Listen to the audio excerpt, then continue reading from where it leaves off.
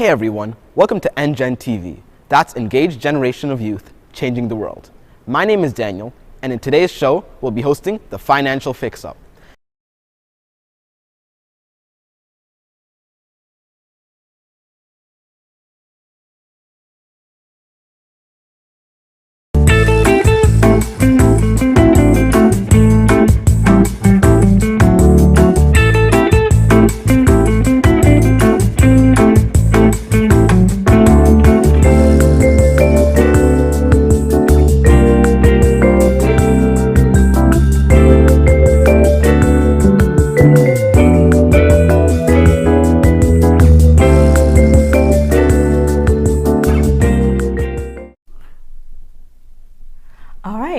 Welcome to our new episode. We are going to be talking about budgeting, saving, and investing today. So, budgeting can be a daunting task. Many people just don't want to do a budget. They're afraid to know what money they're spending, etc., etc. But today, we're going to be talking about ways to make budgeting less stressful and how you're able to achieve those goals that you have set out for. So, I have a list of things that are going to help you really create your budget to what you really want it to be, so that you don't feel unable to buy those special things that you want or go to those special outings that are coming up. So let's get right into it. Know where every dollar of your money is going. Leave room for the fun stuff. Make sure you manage your debt and credit. Save for more than just a rainy day. Find ways to lower your expenses and find ways to boost your income. All of these tips will help you to make sure that you are not missing out on any of the fun. Oftentimes when we create budgets, I'm like, oh no, I have to take this out. I can't spend that much money on this. But the one thing you need to remember, the budget, is you telling your money where to go, not the other way around. Once you are in charge of your money, you're able to choose what it is you want to buy, when you want to buy it, and you won't feel restricted from those things. Now, let's get into where you should be budgeting and some of the things that you need. Let's talk about bank accounts. Now, many of you might have bank accounts that might have fees. After some people graduate from college, university, or maybe just a little bit of schooling, you might have had discount on your bank accounts. But now, there's a lot more free, no fee bank accounts that are out there where you're not paying all of those fees. So making sure that you at least have one of those as your account will help you actually save money. The next thing is having a high interest savings account. We'll talk more about that soon when we talk about savings, but having that will allow you to gain interest on the money that you're saving. Number 3, having an investment account. So there's lots of different ones. The two that you really should start off with are TFSA, which is a tax-free savings account, as well as an RRSP. I talk more about this on my blog in detail, but we're just going to be focusing on the basics of investing today.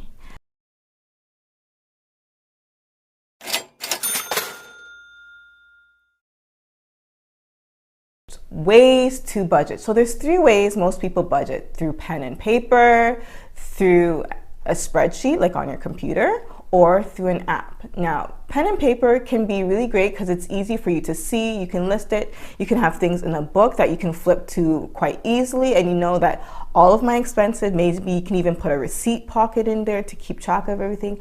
That is a great way that many people do that. Now, there's things like spreadsheets. So some people use Excel, some people use Google Sheets. Whatever you're most comfortable with, just make sure that it's easily accessible, easy for you to put in the information, easy for you to keep track of. And the last thing, which, we're in modern times where technology is really booming, there are lots of budgeting apps.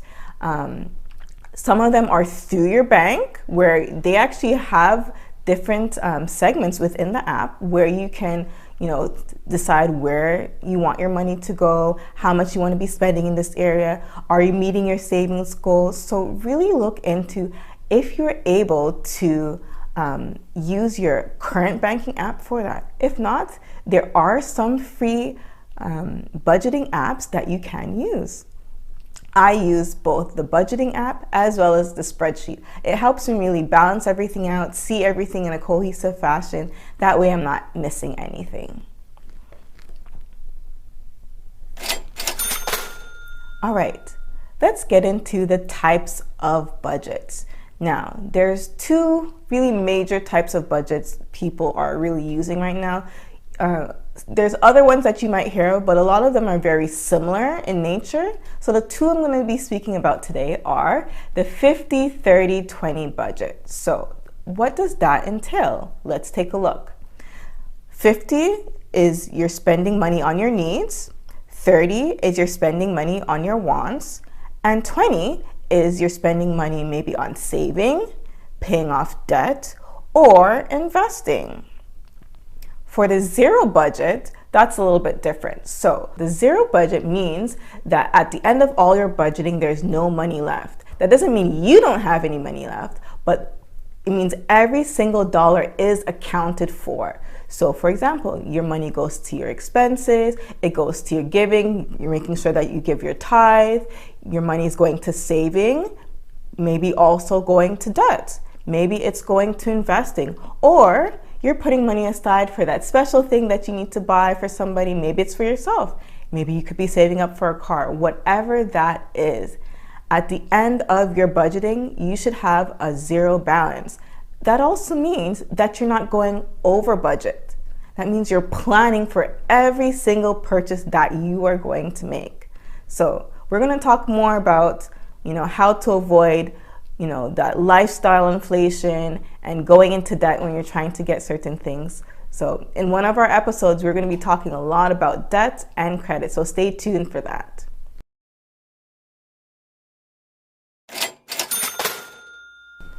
All right, so let's talk about debt and credit. We're not going to talk about it in depth, but I'm just going to give you a little overview of how you can make sure that you're meeting your debt payment goals while you're budgeting. Now, the difference between debt and credit is debt is how much money you owe, and credit is the money that's actually available for you to pay, and it talks about how you're able to pay it. How to pay off debt. Now, there's two major ways that are, talked about within the personal finance community. That is the debt avalanche and that is the debt snowball. Now, the debt avalanche really focuses on the money aspect in terms of how much interest you're paying. It really allows you to pay down whatever debt you have that has the highest interest first.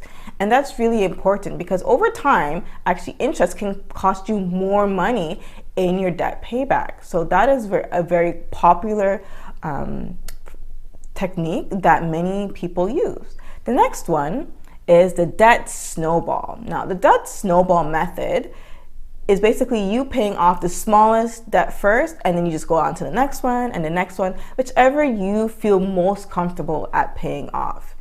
Paying off debt is very, very emotional. I remember when I was paying off debt, which I spoke about, it was a daunting task. When you look at how much you have to pay and how long it's going to take you to pay, it can be really overwhelming. But choosing whatever method works for you is really important. You can also combine the two methods. Say you have decided, okay, well, my smallest debt happens to have the highest interest. Okay, so I will tackle that first. So you can either keep the methods separate or you can put them together.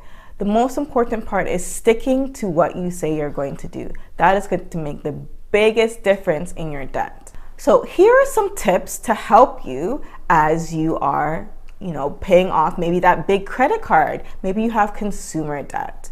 Here are some tips that are going to help you really pay off that credit card. Let's look at this list here. Always remembering to pay that minimum payment first, and then you can add on more later on.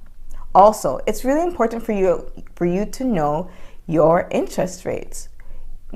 Different types of cards have different types of interest rates, so it's really important to know, which one is the highest, which one is the lowest, how it's accumulated. That's really important as well. Next is making sure that If you are in good standing with your credit and you don't use your credit card as often, make sure that you can pay it at the end of the month in full. That is going to make the biggest difference when you're paying off your credit. Here are a few more tips that you can look at. What we just talked about, watching for fees. Look for no fee banking options. Make sure you pay yourself first. That has to do with saving, which we're going to go into next. Making sure that you use a rewards credit card. And in our debt and credit segment, I talk more about the types of credit cards you should use, and also making sure that you're giving back. Don't forget your tithe. That's really important. And remember, budgeting is telling your money where to go and not the other way around. All right, it's time for a recap. Are you ready for our quiz?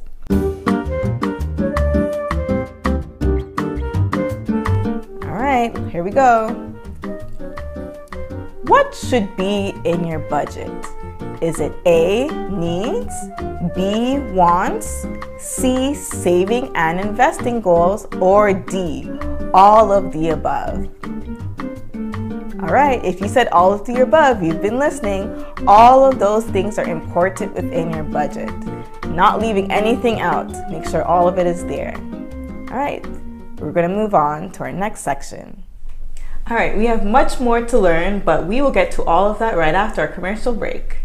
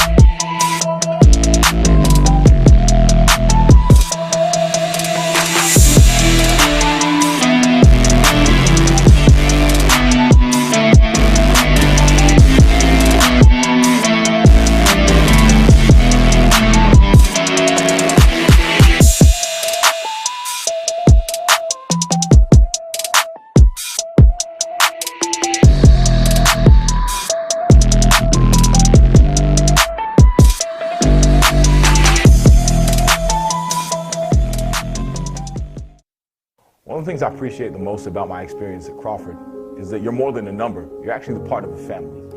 I love my time at Crawford because of the family atmosphere. One of the things that I love about my children attending Crawford Adventist Academy is the fact that they are around excellence all day, every day. Leadership. Community. Spiritual. Safety. Fabulous.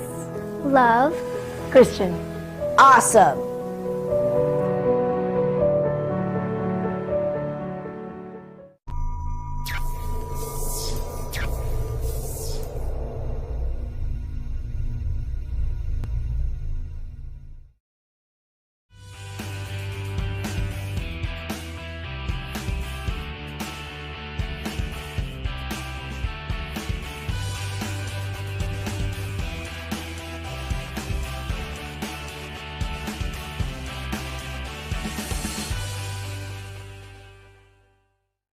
EnGen TV is put on by the youth of Apple Creek Seventh-day Adventist Church. And we have programs for everybody, whether you're a child, a teenager, or an adult. In fact, we have a child program called VBS, Vacation Bible School. It's like summer camp, and best of all, it's free. All you have to do is register. Go to our website or click the link below and you will be able to join in with the fun.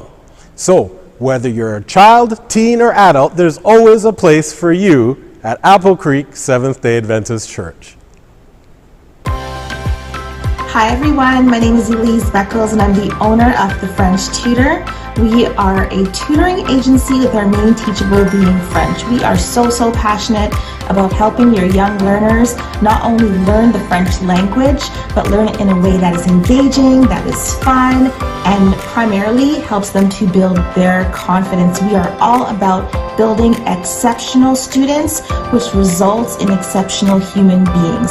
So feel free to contact us. We are on social media. We are on Instagram, Facebook, Twitter. Look us up and visit us on our website, www.thefrenchtutor.ca. All right, welcome back. We're going to be talking about saving. So, I'm sure everyone has heard, save for a rainy day, but saving is more than just saving for a rainy day. So let's talk about what you really should be saving for. We're going to be talking about what an emergency fund is, what a sinking fund is, how to save, where to save, and when to save. Let's get into it. So, what is an emergency fund? Let's take a look here. Emergency fund covers your income replacement. It covers maybe any major home repairs if you own a house, and it can cover any major car repairs.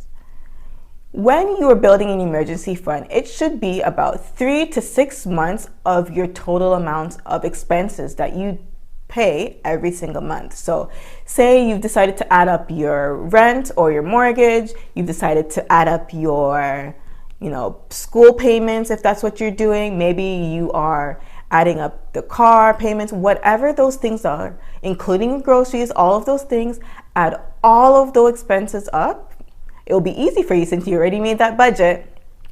Add those all up and either multiply it by 3 or by 6, and that will show you what amount you will need in order to make sure you have the proper emergency savings amount.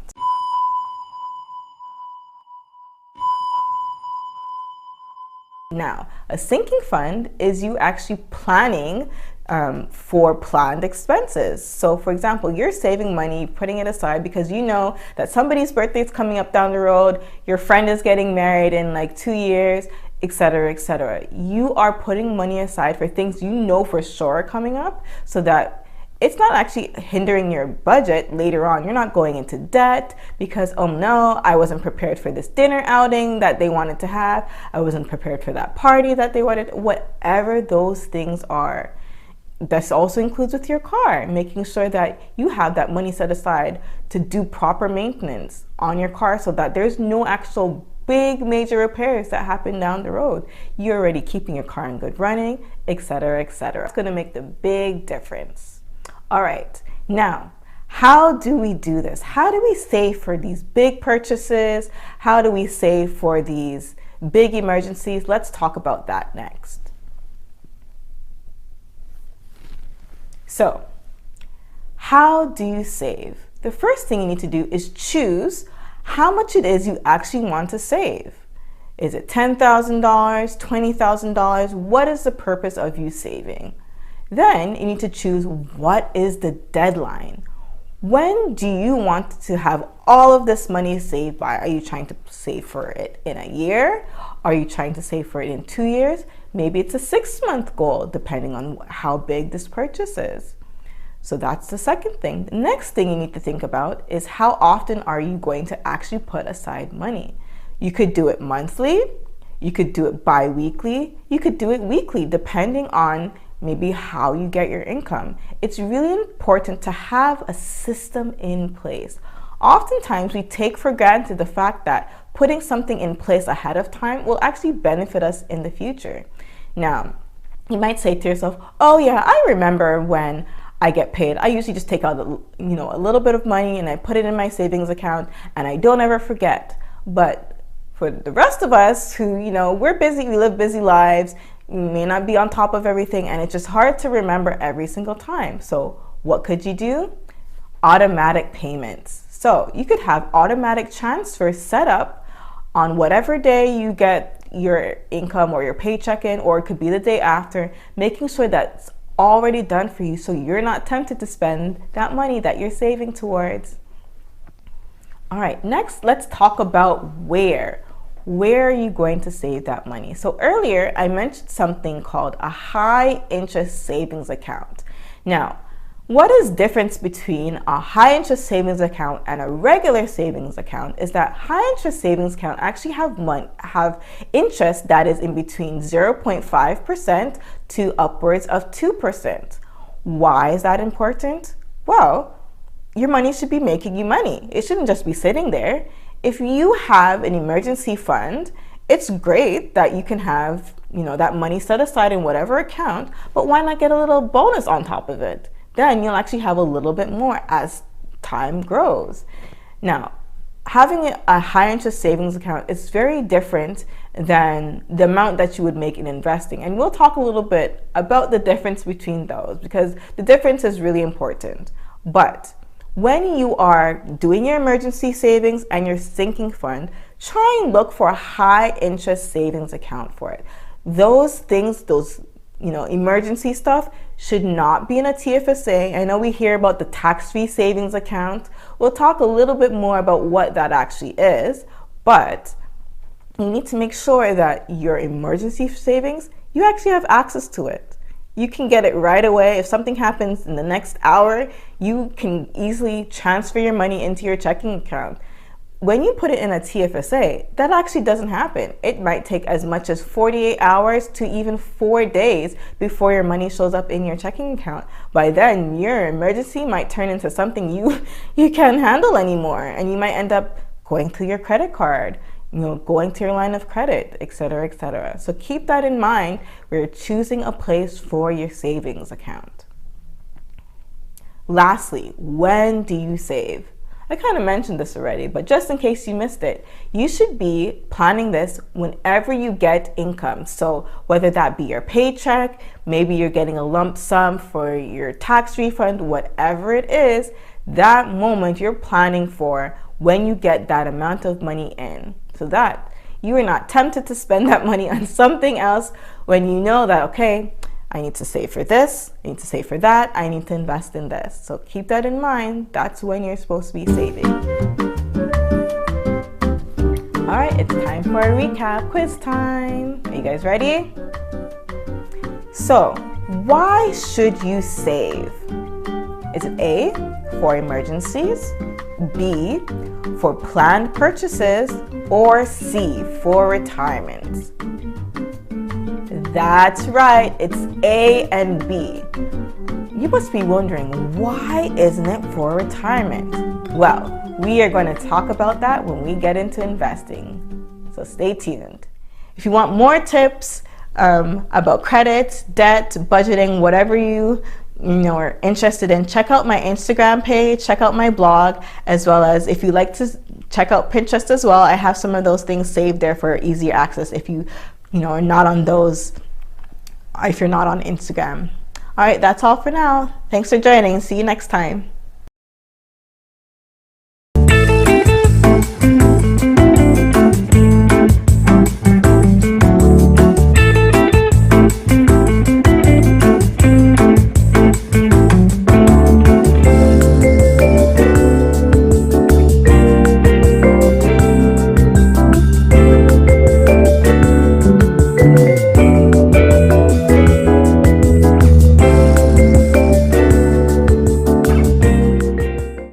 Hey everyone, welcome back to EnGen TV. That's Engaged Generation of Youth, Changing the World. Wow, time is flying, but I hope you enjoyed today's episode of the Financial Fix-Up. Have a good one, guys.